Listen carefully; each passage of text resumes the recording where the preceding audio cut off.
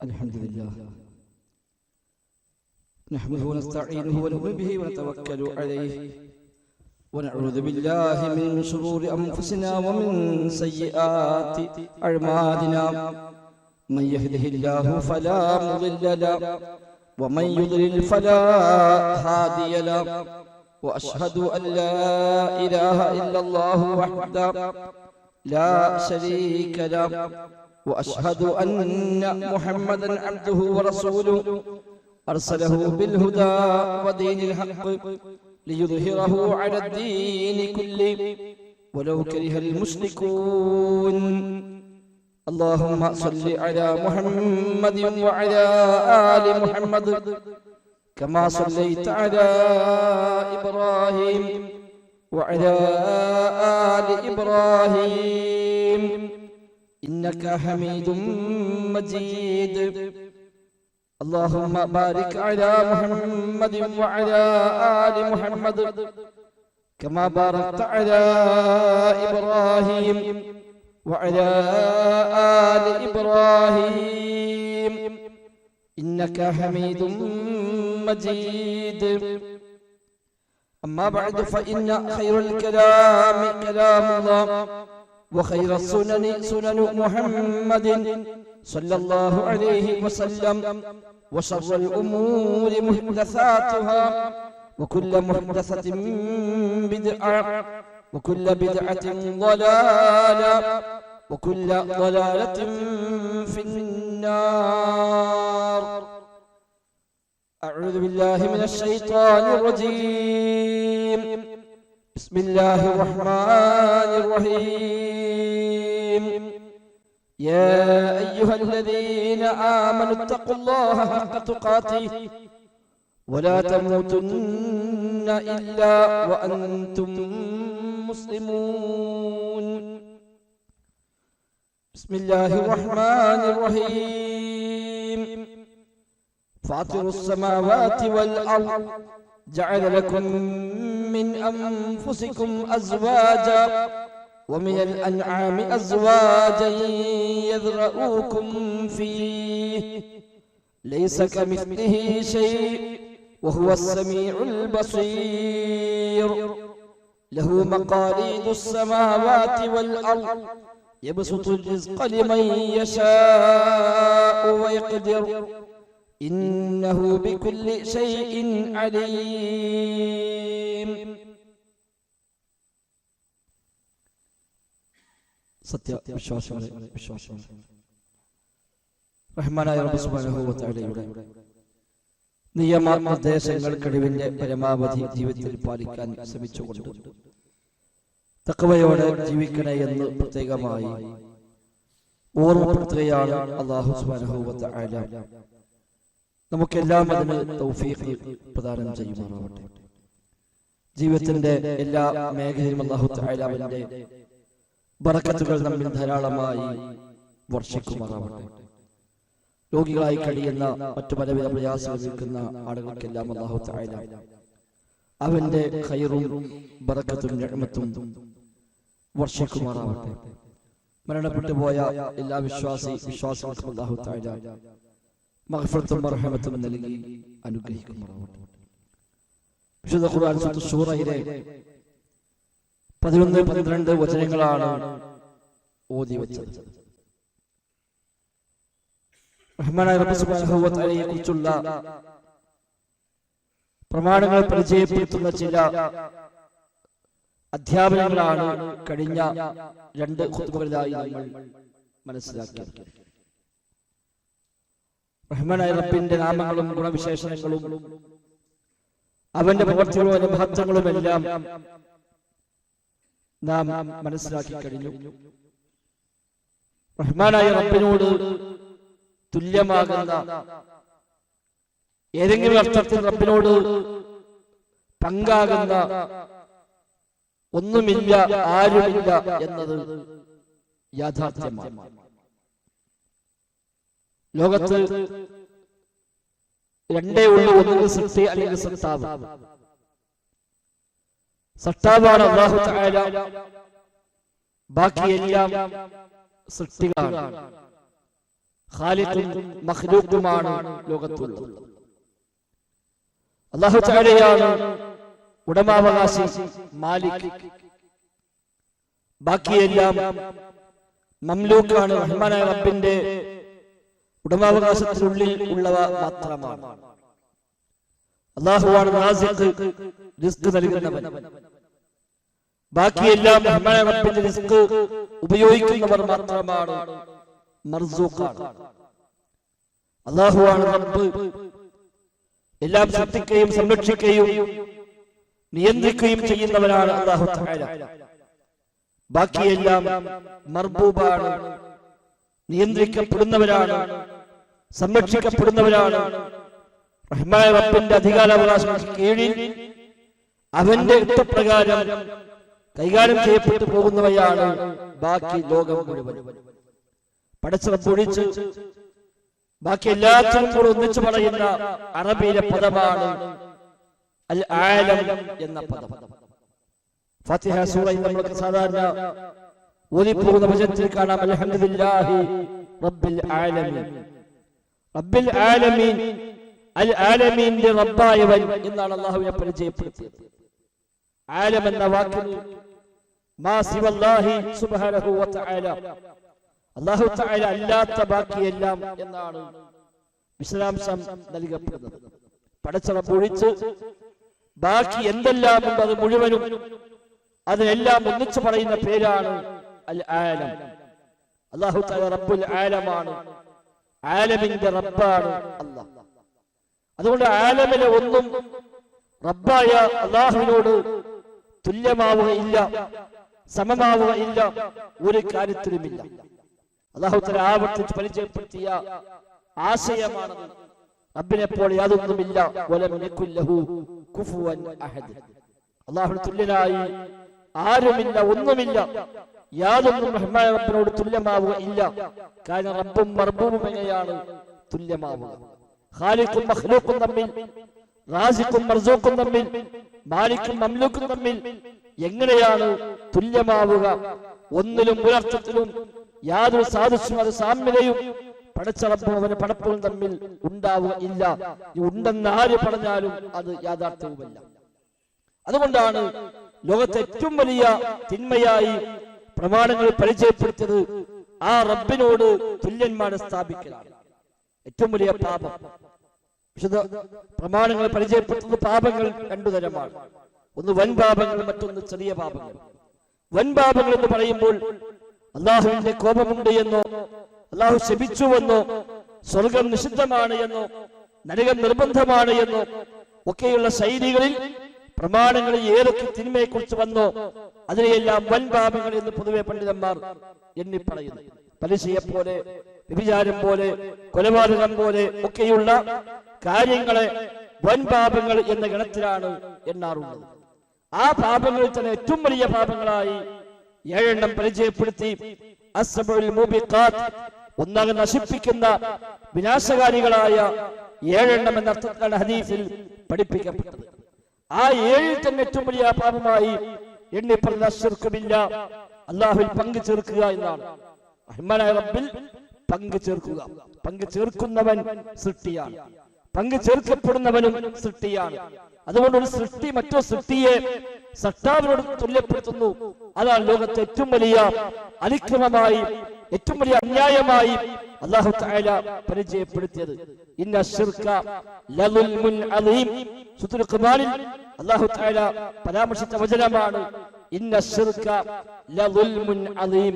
നിശ്ചയമായും ശിർക്ക് എന്നത് വമ്പിച്ച അക്രമം തന്നെയാണ്, അപരാധം തന്നെയാണ് എന്നാണ് ആ ആയത്തിന്റെ ആശയം. കാരണം ലോകത്തെ ഏറ്റവും വലിയ ക്രമമാണ് സൃഷ്ടി സൃഷ്ടാവിനെ അറിയുക, സൃഷ്ടി സൃഷ്ടാവിനെ ആരാധിക്കുക, സൃഷ്ടി സൃഷ്ടാവിനോട് മാത്രം പ്രാർത്ഥിക്കുക എന്നതാണ് ലോകത്തെ ഏറ്റവും വലിയ ക്രമം. ആ ക്രമം തെറ്റിക്കുമ്പോൾ അത് ഏറ്റവും വലിയ അക്രമമായി മാറുന്നു. അതുകൊണ്ടാണ് വമ്പിച്ച ഏറ്റവും വലിയ അപരാധമാണ്, അതിക്രമമാണ് എന്ന് ശിർക്കിനെ കുറിച്ച് പറയാൻ കാരണം അതാണ്. അല്ലാഹു തആലയുടെ എന്തെങ്കിലും ഒരു വിശേഷണത്തിൽ, നാമത്തിൽ പ്രവർത്തികളിൽ അള്ളാഹ്ക്ക് മാത്രം പ്രത്യേകമായ എന്തെങ്കിലും ഒന്നിൽ ഒരു സൃഷ്ടിയെ റബ്ബിനോട് തുല്യപ്പെടുത്തുക, ആ സൃഷ്ടിയും അല്ലാഹുവിനെ പോലെയാണ്, ആ സൃഷ്ടിക്കും അതേ കഴിവുണ്ട്, ആ സൃഷ്ടിക്കും അതേ കാഴ്ചയുണ്ട്, അതേ കേൾവിയുണ്ട്, അതേ രീതികൾ ആ സൃഷ്ടിക്കുമുണ്ട് എന്നൊരു മനുഷ്യൻ വിശ്വസിക്കുന്നുവെങ്കിൽ അവിടെ ആ സൃഷ്ടിയെ സൃഷ്ടാവിനോട് തുല്യപ്പെടുത്തൽ വന്നു. അതൊരിക്കലും പൊറുക്കപ്പെടാത്ത മഹാപാപമായി അല്ലാഹു തആല പരിചയപ്പെടുത്തി. കാരണം ഇത്രയും മഹത്വമുള്ള റഹ്മാനായ റബ്ബിനോട് അവന്റെ സൃഷ്ടിയായ ഒരു സൃഷ്ടിയെ മറ്റൊരു സൃഷ്ടി ആ റബ്ബിനോട് സാദൃശ്യപ്പെടുത്തുക എന്ന് പറഞ്ഞാൽ അതിനേക്കാളും ഒരു അക്രമം പിന്നെ മറ്റെന്താണുള്ളത്? അതുകൊണ്ട് തന്നെയാണ് ലോകത്ത് വന്ന പ്രവാചകന്മാർ മുഴുവനും ഏറ്റവും പ്രധാനമായി സമൂഹത്തെ പഠിപ്പിച്ച ഒന്നാമത്തെ പാഠം റഹ്മാനായ റബ്ബിന്റെ ഏകത്വവും അവന് പങ്കുകാരില്ല എന്ന യാഥാർത്ഥ്യവുമാണ്. വഹ്ദഹു ലാ ശരീക ലഹു, അല്ലാഹു അല്ലാതെ ഇലാഹില്ല, അവൻ ഏകനാണ്, അവന് പങ്കുകാരില്ല. ലാ ഇലാഹ ഇല്ലല്ലാഹ് വഹ്ദഹു ലാ ശരീക ലഹു.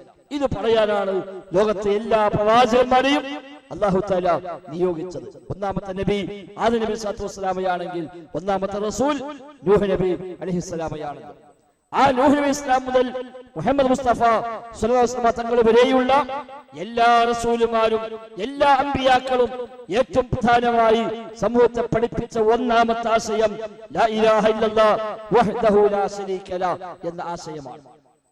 അല്ലാഹു അല്ലാതെ ഇലാഹില്ല, അല്ലാഹു അല്ലാതെ ആരാധ്യനില്ല, വഹ്ദഹു അവൻ ഏകനാണ്, ലാ ശരീക ലഹു അവന് യാതൊരു പങ്കുകാരും തന്നെ ഇല്ല, ഒന്നിനും പങ്കുകാരില്ല, ഒരർത്ഥത്തിൽ റബ്ബിനോട് തുല്യമാകുന്ന ആരും തന്നെ ഇല്ല. ഓതി വെച്ച ആയത്തും അതാണ്, ലൈസ കമിസ്ലിഹി ശൈഉൻ വഹുവസ് സമീഉൽ ബസീർ. അല്ലാഹുവിനെ കുറിച്ച് പരിചയപ്പെടുത്തുന്ന വചനമാണ്. ഫാത്തിറുസ് സമാവാതി വൽ അർദ്, ആകാശങ്ങളെയും ഭൂമിയെയും ഒരു മുൻ മാതൃകയില്ലാതെ പുതുതായി സൃഷ്ടിച്ചവനാകുന്നു അല്ലാഹു തആല. മറ്റൊരാൾ ഉണ്ടാക്കിയ ആകാശം നോക്കി അതേപോലെ കോപ്പിയടിച്ചുണ്ടാക്കിയതല്ല അല്ലാഹു തആല. ഒരു ഭൂമി പണ്ടുണ്ടായിട്ട് ആ ഭൂമി നോക്കി സമാനമായ മറ്റൊരു ഭൂമിയെ സൃഷ്ടിച്ചതല്ല അല്ലാഹു തആല. ഫാത്തിറുസ് സമാവാതി വൽ അർദ്, ഒരു മുമ്പത്തെ ഒരു മാതൃക മുമ്പിലില്ലാതെ ഇല്ലായ്മയിൽ നിന്ന് പുതുതായി സൃഷ്ടിച്ചുണ്ടാക്കിയവനാണ് ഫാത്തിർ എന്ന് പറയുക. ഫാത്തിറുസ് സമാവാതി വൽ അർദ്, ആകാശങ്ങളുടെയും ഭൂമിയുടെയും ഫാത്തിറാണ്, സൃഷ്ടാവാണവൻ. അവൻ നിങ്ങൾക്ക് നിങ്ങളിൽ നിന്ന് ഇണകളെ സൃഷ്ടിച്ചിരിക്കുന്നു, കന്നുകാലികളിൽ ഇണകളായി അവൻ സംവിധാനിച്ചിരിക്കുന്നു എന്നൊക്കെ പറഞ്ഞ ശേഷമാണ് അല്ലാഹു തആല പറയുന്നത് ലൈസ കമിസ്ലിഹി ശൈഉൻ, അവനെ പോലെ യാതൊന്നുമില്ല, ആ റബ്ബിനെ പോലെ യാതൊന്നുമില്ല. വഹുവസ് സമീഉൽ ബസീർ, അല്ലാഹു തആല സമീആണ്, ബസീറാണ്, എല്ലാം കേൾക്കുന്നവനാണ്, എല്ലാം കാണുന്നവനാണ്. അവനെ പോലെ യാതൊന്നുമില്ല. ആകാശം പടച്ചവനാണ്, ഭൂമിയെ സൃഷ്ടിച്ചവനാണ്, മനുഷ്യനെ പഠിച്ചവനാണ്, ഇണകളായി എല്ലാത്തിനെയും സംവിധാനിച്ചവനാണ്. എങ്കിൽ അതിലൊന്ന് എങ്ങനെയാണ് ഈ സൃഷ്ടിച്ച റബ്ബിനോട് തുല്യമാവുക? ലൈസ കമിസ്ലിഹി ശൈഉൻ വഹുവസ് സമീഉൽ ബസീർ, അവനെ പോലെ യാതൊന്നുമില്ല. അവനാണ് ആകാശങ്ങളുടെയും ഭൂമിയുടെയും മുഴുവൻ ആധിപത്യം അവനാണ്. ലഹു മഖാലീദുസ് സമാവാതി വൽ അർദ്, ആകാശങ്ങളുടെയും ഭൂമിയുടെയും എല്ലാത്തിനും അധികാരാവകാശങ്ങൾ, നിയന്ത്രണാധികാരങ്ങൾ അവനുള്ളതാണ്. അവൻ ഉദ്ദേശിക്കുന്നവർക്ക് അവൻ റിസ്ക് വിശാലമാക്കി കൊടുക്കുന്നു, അവൻ ഉദ്ദേശിക്കുന്നവർക്ക് അവൻ ആ റിസ്കിനെ കുടുസാക്കി മാറ്റുകയും ചെയ്യുന്നു. അല്ലാഹു തആല ഇന്നഹു ബികുല്ലി ശൈഇൻ അലീം, എല്ലാ കാര്യത്തെക്കുറിച്ചും എല്ലാ സംഗതിയെക്കുറിച്ചും നന്നായി അറിയുന്നവനാകുന്ന അല്ലാഹു തആല. ആ റബ്ബിനോട് അവന്റെ സൃഷ്ടിയെ തുല്യപ്പെടുത്തുക എന്ന് പറഞ്ഞാൽ അതിനേക്കാളും വലിയ ധിക്കാരം, അതിനേക്കാളും വലിയ അതിക്രമം, അതിനേക്കാളും വലിയ ദുൽമ് മറ്റൊന്നുമില്ല.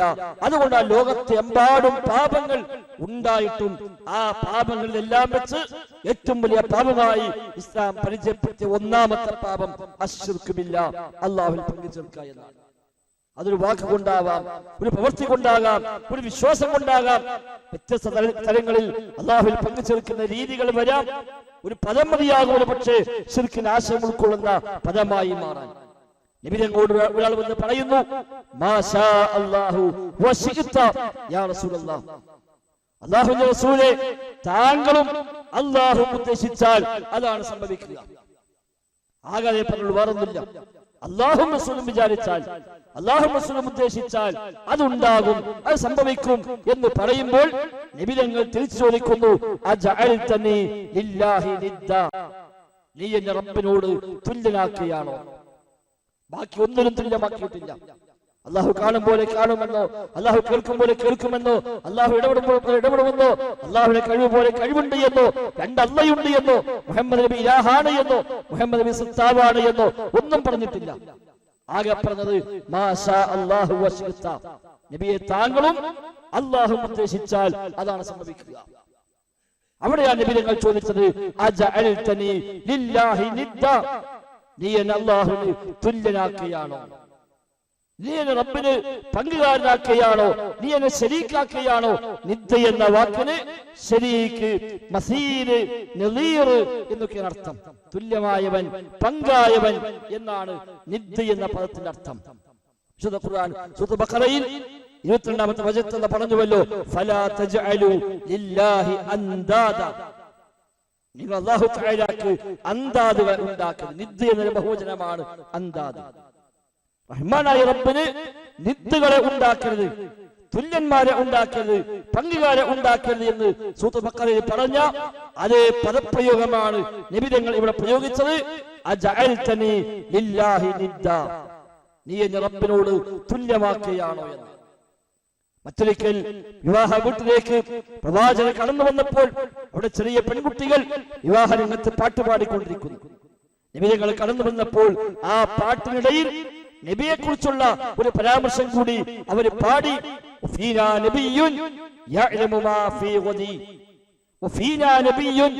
ഞങ്ങളെ കൂട്ടത്തിൽ ഒരു പ്രവാചകനുണ്ട്, ആ നബിക്കറിയാം നാളെ നടക്കുന്ന കാര്യം എന്താണ് എന്ന് അറിയാവുന്ന പ്രവാചകൻ ഞങ്ങളെ കൂടെയുണ്ട്.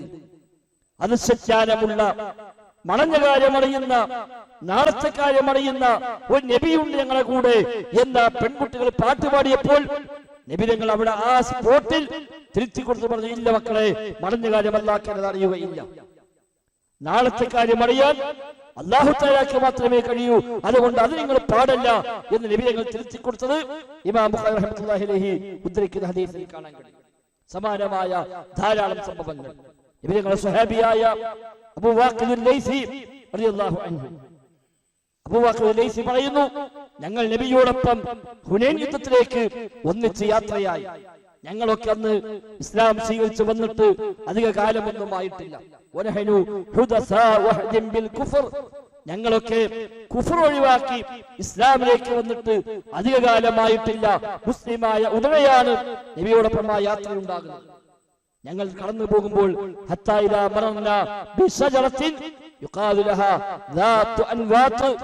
ഞങ്ങൾ നടന്നു പോകുമ്പോൾ പോകുന്ന വഴിയിൽ ഒരു മരം കണ്ടു. ഞങ്ങൾ ആ മരത്തിന്റെ പ്രത്യേകത, അവിടെയുള്ള ബഹുദൈവാരാധകന്മാർ, അവിശ്വാസികളായ ആളുകൾ പ്രത്യേകത കൽപ്പിക്കുന്ന മരമാണ്. ദാത്തു അൻവാത്ത് എന്നാണ് ആ നാട്ടിലത് പേരുള്ളത്. അഥവാ എന്തെങ്കിലുമൊക്കെ ഒരു പ്രത്യേകമായ സിദ്ധി പ്രതീക്ഷിക്കുന്ന ആളുകളൊക്കെ ആ മരത്തിന് സമീപത്ത് ചെല്ലൽ ഇവിടെ പതിവാണ്. യുദ്ധമുണ്ടാകുമ്പോൾ വാളുമായി ചെന്ന് ആ മരത്തിന്റെ അടുക്കൽ ചെന്ന് ആ വാള് ആ മരത്തിൽ കുറച്ച് സമയം തൂക്കിയിടും. എന്നിട്ട് ആ വാളെടുത്തു പോയാൽ ആ വാളിന് എന്തോ ഒരു വലിയ ശക്തി കിട്ടുമെന്നാണ് അവരുടെ വിശ്വാസം. സമാനമായ പല അത്തരം കാര്യങ്ങൾക്ക് വേണ്ടി മുസ്ലിക്കുകളായ ആളുകൾ അവലംബിക്കുന്ന, ആശ്രയിക്കുന്ന ഒരു മരം ഞങ്ങൾ നടന്നു പോകുമ്പോൾ ആ മരത്തിനരികെ ഞങ്ങൾ കടന്നുപോയി. ഞങ്ങളൊക്കെ ഇസ്ലാമിലേക്ക് വന്നിട്ടേയുള്ളൂ, അധികകാലമായിട്ടില്ല. ഒരുപക്ഷെ അവരും പഴയ കാലത്ത് ഉപയോഗിച്ച മരമായിരിക്കാം അത്. അപ്പൊ അദ്ദേഹം ഞങ്ങൾ പറഞ്ഞു, നബിയെ, അവർക്കെല്ലാം ഇങ്ങനെ ഒരു മരമുണ്ടല്ലോ, നമുക്കും ഒരു മരമുണ്ടായാൽ നന്നായിരുന്നു.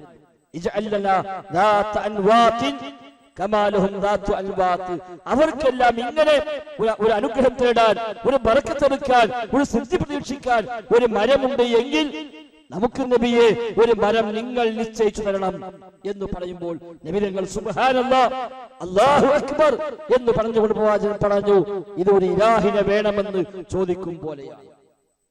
ആകെ ചോദിച്ചത് എന്താണ്? സമാധാനത്തിന്, ഒരു ബറക്കത്തിന്, ഒരു അനുഗ്രഹത്തിന് വേണ്ടി ഒരു മരം. സ്വഹാബിയാണ് ചോദിക്കുന്നത്.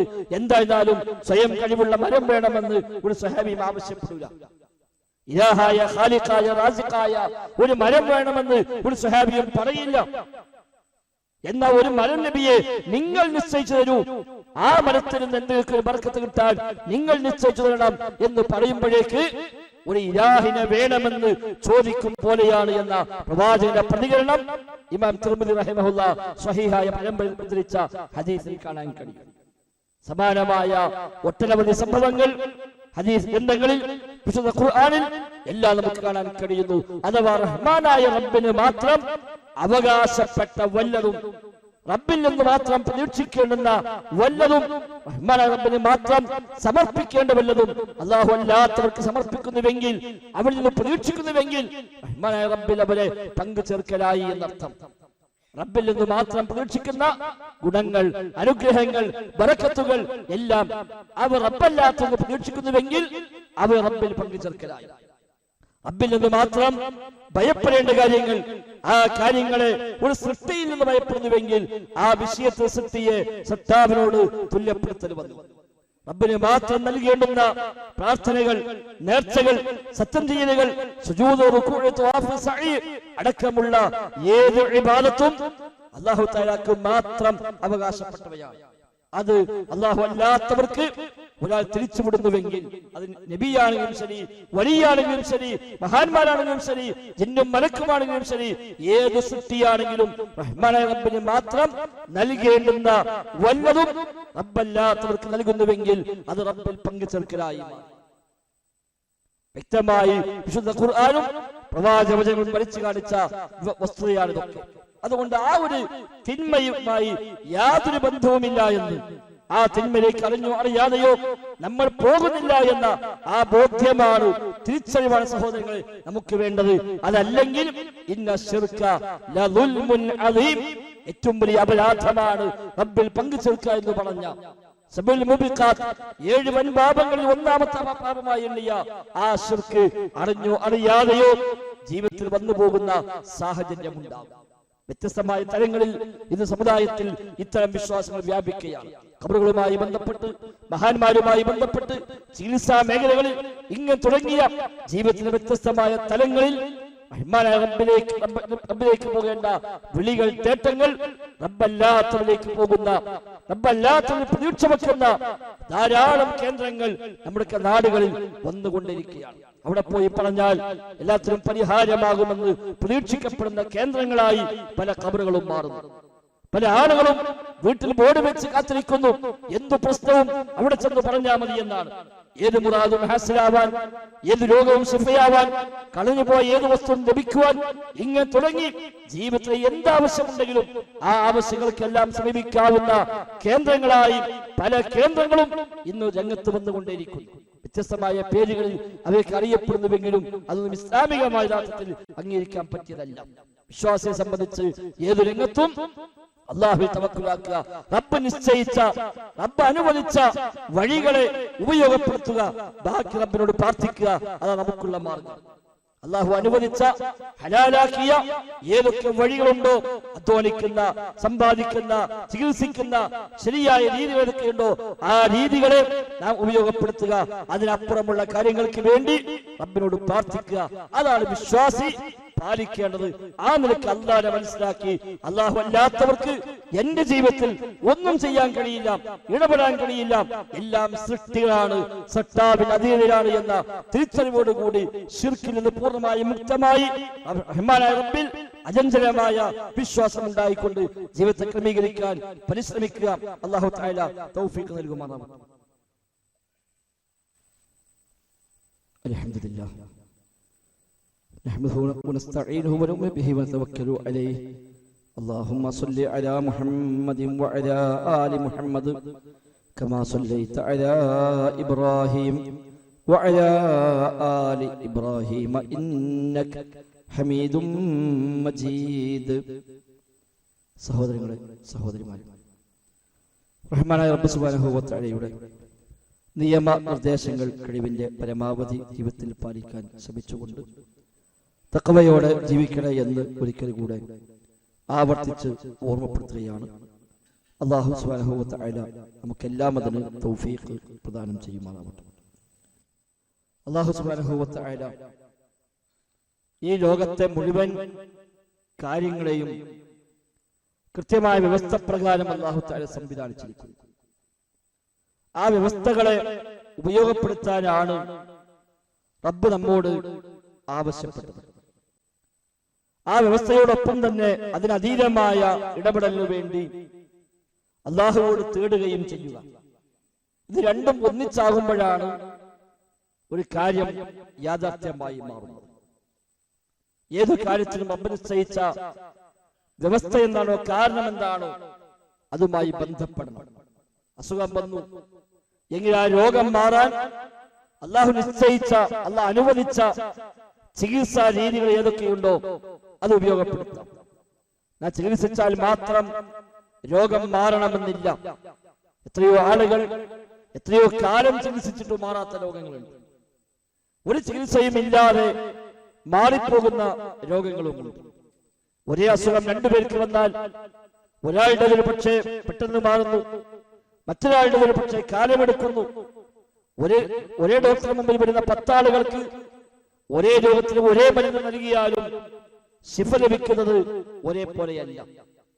ഈ വ്യവസ്ഥകളെ ഉപയോഗിച്ചു എന്നുകൊണ്ട് മാത്രം കാര്യമുണ്ടാകണം എന്നില്ല. കാര്യങ്ങൾ ഉണ്ടാക്കുന്നവൻ അല്ലാഹു തആലയാണ്, നടപ്പാക്കുന്നവൻ അല്ലാഹു തആലയാണ്. രോഗം ശിഫയാക്കുന്നവൻ അല്ലാഹയാണ്. രോഗം മാറ്റുന്നത് മരുന്നല്ല. മരുന്ന് രോഗം മാറ്റുകയില്ല, രോഗം മാറ്റുന്നവൻ അല്ലാഹയാണ്. ആ രോഗം മാറാനായി അല്ലാഹു നിശ്ചയിച്ച ചില വ്യവസ്ഥകളുണ്ട്. അതിൽപ്പെട്ട ഒരു വ്യവസ്ഥയാണ് മരുന്ന്. ആ വ്യവസ്ഥ ഉപയോഗപ്പെടുത്താം. എന്നാൽ റബ്ബിന്റെ മശീഅത്ത്, അവന്റെ ഇറാദത്ത്, ഉദ്ദേശമുണ്ടെങ്കിൽ മാത്രമാണ് ഈ കാര്യം ചെയ്താലും നമ്മുടെ ആ കാര്യം നടപ്പായി കിട്ടുക. അല്ലാഹു ഉദ്ദേശിച്ചില്ല എങ്കിൽ, ഒരാളുടെ രോഗം സുഖപ്പെടാൻ അല്ലാഹു ഉദ്ദേശിച്ചിട്ടില്ല എങ്കിൽ എത്ര ചികിത്സിച്ചാലും ആ രോഗം സുഖപ്പെടുകയില്ല. എന്നാൽ അല്ലാഹു സുഖപ്പെടുത്താൻ ഉദ്ദേശിച്ചാലോ ഈ വഴികളൊന്നും സ്വീകരിച്ചില്ലെങ്കിലും ഒരു പക്ഷേ സുഖപ്പെട്ടു വരികയും ചെയ്യും. രണ്ടും വേണം നമുക്ക്, രണ്ടും സ്വീകരിക്കണം. വഴികളെ, വ്യവസ്ഥകളെ ഉപയോഗപ്പെടുത്തണം. അല്ലാഹുവിന്റെ ഇറാദത്ത്, മശീഅത്തിന് വേണ്ടി, തൗഫീഖിന് വേണ്ടി പ്രാർത്ഥിക്കുകയും വേണം. അത് രണ്ടും ഒന്നിച്ചു വരുമ്പോഴാണ് കാര്യം നടക്കുക. നബി തങ്ങൾ പറഞ്ഞു, മാ അൻസലല്ലാഹു ദാഅൻ ഇല്ലാ അൻസലഹു ദവാഅൻ. അല്ലാഹു തആല ഏതൊക്കെ രോഗങ്ങൾ ഇറക്കിയിട്ടുണ്ടോ അതിനെല്ലാം അവൻ ഔഷധവും മരുന്നും അല്ലാഹു ഇറക്കിയിട്ടുണ്ട്. ഫതദാവു, നിങ്ങൾ ചികിത്സിക്കുക. വലാ തദാവു ബിൽ ഹറാം, ഹറാം കൊണ്ട് നിങ്ങൾ ചികിത്സിക്കരുത്. അല്ലാഹു ഹറാമാക്കിയ സംഗതി അത് കഴിച്ചാൽ രോഗം മാറുമെന്ന് പറഞ്ഞാൽ കഴിക്കാവതല്ല. കാരണം അതുകൊണ്ട് രോഗം മാറുകയില്ല. അല്ലാഹു ഹറാമാക്കിയ, ഉപയോഗിക്കുന്ന അല്ലാഹു പറഞ്ഞ കാര്യം അത് ഉപയോഗിച്ചാൽ പിന്നെ ഗുണമുണ്ട് എന്ന് പറയാൻ പറ്റില്ല. ദോഷമുള്ളത് കൊണ്ടാണ് റബ്ബ് അത് പാടില്ലെന്ന് നിശ്ചയിച്ചത്. ചികിത്സയുടെ ഭാഗമായി മദ്യം ഉപയോഗിക്കാമോ എന്ന് ചോദിച്ചപ്പോൾ പ്രവാചകൻ പറഞ്ഞു, മദ്യം മരുന്നല്ല, അത് രോഗമാണ്, അത് ഔഷധമല്ല, അത് രോഗമാണ് എന്നാണ് പഠിപ്പിച്ചത്. അതുകൊണ്ട് അല്ലാഹു അനുവദിച്ച വഴികളിൽ ചികിത്സിക്കാം. ഫതദാവു, നിങ്ങൾ ചികിത്സിക്കുക. വലാ തതദാവു ബിൽ ഹറാം, ഹറാം കൊണ്ട് നിങ്ങൾ ചികിത്സിക്കരുത്. ശരിയായ ചികിത്സകളാവാം. ശരിയായ ചികിത്സ ലഭിച്ചു കഴിഞ്ഞാൽ ശരിയായ ചികിത്സ കിട്ടിക്കഴിഞ്ഞാൽ അല്ലാഹുവിന്റെ അനുമതി പ്രകാരം ആ രോഗം സുഖപ്പെടും. റബ്ബിന്റെ തീരുമാനമുണ്ടെങ്കിൽ, അവന്റെ ഉദ്ദേശമുണ്ടെങ്കിൽ ആ രോഗം സുഖപ്പെടും. റബ്ബിന്റെ തീരുമാനമില്ലെങ്കിലോ ഒരു മനുഷ്യന്, ഒരു സൃഷ്ടിക്ക് ഒന്നും ചെയ്യാൻ സാധ്യമല്ല, ഒന്നും ചെയ്യാൻ കഴിയില്ല. സംസാരിക്കണമെങ്കിൽ നാവുണ്ടായാൽ പോരാ, അറിവുണ്ടായാൽ പോരാ, അല്ലാഹുവിന്റെ ഇടപെടൽ ആവശ്യമാണ്. എഴുതണമെങ്കിൽ കയ്യും പേനയും ഉണ്ടായാൽ മാത്രം എഴുതാൻ കഴിയില്ല. അല്ലാഹുവിന്റെ ഇറാദത്ത് വേണം, തടസ്സങ്ങൾ ഇല്ലാതിരിക്കണം. അല്ലാഹു തആല പരിപൂർണമായും തൗഫീഖ് നൽകിയെങ്കിൽ മാത്രമേ എഴുതാൻ സാധിക്കൂ. പണമുണ്ടായാൽ മാത്രം ഒരാളുടെ കാര്യങ്ങൾ നടക്കണമെന്നില്ല. സമ്പാദ്യമുണ്ട്, ഒരുപാട് പണമുണ്ട്, പക്ഷെ കാര്യങ്ങൾ ചെയ്യാൻ കഴിയുന്നില്ല എന്ന സാഹചര്യം ഉണ്ടായേക്കാം. കച്ചവടമെമ്പാടുമുണ്ട്, പക്ഷെ ആ കച്ചവടം കൊണ്ടെന്തോ കാര്യങ്ങൾ നടക്കുന്നില്ല. റബ്ബിന്റെ ബറക്കത്ത് ഇല്ലാതെ പോയാൽ എല്ലാ രംഗത്തും അങ്ങനെ തന്നെയാണ്. അതുകൊണ്ട് അല്ലാഹുവിന്റെ തൗഫീഖാണ് എല്ലാത്തിനും പ്രധാനം. അല്ലാഹു നിശ്ചയിച്ച വ്യവസ്ഥകളെ ഉപയോഗപ്പെടുത്തുക, അനുവദനീയമായ വ്യവസ്ഥ ഉപയോഗപ്പെടുത്തുക. അതോടൊപ്പം പടച്ച റബ്ബിന്റെ തൗഫീഖിന് വേണ്ടി പ്രാർത്ഥിക്കുക. തൗഫീഖ് ഇല്ലെങ്കിൽ ഇതെല്ലാം ഒത്തുവന്നാലും കാര്യം നടക്കില്ല. തൗഫീഖ് ഉണ്ടെങ്കിൽ ഒരു പക്ഷേ ഒന്നും ഒത്തില്ലെങ്കിലും കാര്യം നടക്കുകയും ചെയ്തേക്കാം. മറിയം ബീവി ഗർഭിണിയായത് പുരുഷ സ്പർശനം ഏൽക്കാതെയാണ്. മറിയം ബീവി ഗർഭിണിയായത് പുരുഷ സ്പർശനം ഏൽക്കാതെയാണ് പുരുഷ സ്പർശനം ഉണ്ടാവുക എന്നതാണ് ഗർഭം ചുമക്കാൻ അള്ളാഹു നിശ്ചയിച്ച വ്യവസ്ഥ. ഒരു പെണ്ണ് ഗർഭിണിയാവാൻ അല്ല വെച്ച വ്യവസ്ഥ പുരുഷ സ്പർശനം ഉണ്ടാവുക, ലൈംഗിക ബന്ധം നടക്കുക എന്നതാണ്. എന്നാൽ അള്ളാഹു തീരുമാനിച്ചപ്പോൾ ആ ബന്ധമൊന്നുമില്ലാതെ തന്നെ അവർ ഗർഭിണിയായി മാറി. റബ്ബിന് തീരുമാനം ഇല്ലെങ്കിലോ എത്ര പുരുഷ സ്പർശനം ഉണ്ടായാലും ഗർഭിണിയാവണമെന്നില്ല, മക്കൾ ഉണ്ടാകണമെന്നില്ല. അത് റബ്ബിന്റെ തീരുമാനമാണ് നടപ്പാകുന്നത്. അല്ല തീരുമാനിച്ചത് അതേ ഉണ്ടാകൂ. മാഷാ അല്ലാഹു കാൻ വമാ ലം യശൈ ലം യകുൻ. അല്ലാഹു ഉദ്ദേശിച്ചാൽ സംഭവിക്കും, അല്ലാഹു ഉദ്ദേശിക്കാത്തത് സംഭവിക്കുകയില്ല. ഏത് കാര്യത്തിലും അങ്ങനെ തന്നെയാണ്. ആ സ്ഥാനത്ത് അല്ലല്ലാത്ത മറ്റൊരു ഉദ്ദേശിച്ചാൽ സംഭവിക്കുമെന്ന് പറഞ്ഞാലോ, നേരത്തെ പറഞ്ഞപ്പോൾ നബിയെ അല്ലാഹും റസൂലും ഉദ്ദേശിച്ചാൽ സംഭവിക്കുമെന്ന് പറഞ്ഞപ്പോൾ നബി നിങ്ങൾ തിരിച്ചു കൊടുത്തു, അല്ല നീ അല്ലാഹുവിനോട് തുല്യപ്പെടുത്തുകയാണോ? ഒരാളുടെ ഉദ്ദേശം നടപ്പാകുകയില്ല. എത്ര വലിയവരാകട്ടെ, എത്ര വലിയ മഹാന്മാരാണെങ്കിലും അമ്പിയാക്കളാണെങ്കിലും ശരി, അല്ലാഹുവിന്റെ മശീഅത്ത് അവന്റെ ഉദ്ദേശത്തിനെ മറികടന്ന് അതിനപ്പുറത്തേക്ക് ഒന്നും ചെയ്യാൻ ആരെ കൊണ്ടും സാധ്യമല്ല. അതുകൊണ്ട് നമ്മളൊക്കെ എല്ലാ ദിവസവും 5 വക്ത് നിസ്കാരത്തിന് ശേഷം പറഞ്ഞ ദിക്റ് അല്ലാഹുമ്മ ലാ മാനിഅ ലിമാ അഅതൈത വലാ മുഅതിയ ലിമാ മനഅത. അല്ലാഹു നീ നൽകിയാൽ തടയുന്നവരില്ല, നീ തടഞ്ഞാൽ നൽകുന്നവരില്ല. സൂറത്തുൽ ഫാത്തിറിൽ അല്ലാഹു പഠിപ്പിച്ച ആശയമാണ്. നൽകുന്നവൻ അല്ലാഹുവാണ്, നൽകാതെ തടഞ്ഞു വെക്കുന്നവനും അല്ലാഹുവാണ്. അതുകൊണ്ട് ഇല്ലാത്ത ലഭിക്കുവാനും ഉള്ളതിൽ മാറ്റം വരാനും ആ റബ്ബിനോടാണ് തേടേണ്ടത്. തേട്ടങ്ങളെല്ലാം റബ്ബിനോട്, പ്രാർത്ഥനയെല്ലാം റബ്ബിനോട്. അതോടൊപ്പം അല്ലാഹു അനുവദിച്ച അവൻ നിശ്ചയിച്ച വഴികളെ ഇറക്കിയുണ്ടോ ആ വഴികളെ ഉപയോഗപ്പെടുത്തുകയുമാവാം. തേട്ടങ്ങൾ റബ്ബിനോടാണ്. അല്ലാഹു നിന്നോട് മാത്രമാണ് ഞങ്ങൾ സഹായത്തിനായി അർത്ഥിക്കുന്നത്. ഞങ്ങളുടെ സഹായാർത്ഥനകൾ, ഞങ്ങളുടെ പ്രാർത്ഥനകൾ നിന്നോട് മാത്രമാണ് എന്ന വചനം എല്ലാ ദിവസവും 5 വക്ത് നിസ്കാരത്തിൽ 17 റക്അത്തുകളിൽ 17 പ്രാവശ്യം ചുരുങ്ങിയത് ഒരു വിശ്വാസി എല്ലാ ദിവസവും ആവർത്തിച്ച് പ്രതിജ്ഞ ചെയ്യണമെന്ന് അല്ലാഹു നിശ്ചയിച്ചതിന് പിന്നിലെ രഹസ്യം അത് തന്നെയാണ്. എന്നിട്ടും റബ്ബല്ലാത്തവരെ റബ്ബിനോട് തുല്യമാക്കുന്ന, റബ്ബല്ലാത്തവരിൽ നിന്ന് ഗുണം കാക്ഷിക്കുന്ന, റബ്ബല്ലാത്തവരിൽ നിന്ന് ദോഷത്തെ ഭയക്കുന്ന, റബ്ബല്ലാത്തവർ എന്റെ ജീവിതത്തിൽ അനുഗ്രഹങ്ങൾ നൽകുമെന്ന്, മുറാദ് ഹാസിലാക്കി തരുമെന്ന്, രോഗം ശിഫയാക്കുമെന്ന്, എന്റെ പ്രശ്നങ്ങൾക്ക് പരിഹാരം നൽകുമെന്ന് വിശ്വസിക്കുന്നുവെങ്കിൽ അവിടെ ആ സൃഷ്ടിയെ സട്ടാവായ റബ്ബിനോട് തുല്യപ്പെടുത്തുക എന്ന ശിർക്ക് എന്ന വലിയ അപരാധം തന്നെയാണ് സംഭവിക്കുന്നത്. നാം തിരിച്ചറിയുകയും ശിർക്കിന്റെ ഒരു ലാഞ്ചന പോലുമില്ലാതെ പരിപൂർണമായും റബ്ബിലേക്ക് മനസ്സ് മടങ്ങി അല്ലാഹുവിൽ പരമേൽപ്പിച്ച് റബ്ബിൽ തവക്കുലാക്കി ഹസ്ബി അല്ലാഹ്, എനിക്ക് അല്ലാഹ് മതി എന്ന് ആത്മാർത്ഥമായി പ്രഖ്യാപിച്ചുകൊണ്ട് ശരിയായ വിശ്വാസികളായി, ശരിയായ മുവഹിദുകളായി ജീവിച്ചു മരിക്കാൻ നാം പരിശ്രമിക്കുക. അല്ലാഹു തആല തൗഫീഖ് നൽകി അനുഗ്രഹിക്കുമാറാവട്ടെ.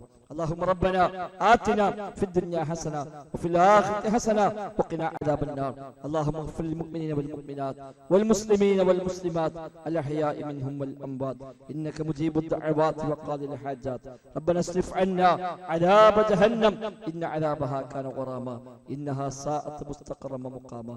اللهم ربنا تقبل منا، ربنا تقبل منا، ربنا تقبل منا إنك أنت السميع العليم وتب علينا إنك أنت التواب الرحيم. وصلى الله وسلم على محمد وآله وصحبه أجمعين والحمد لله رب العالمين.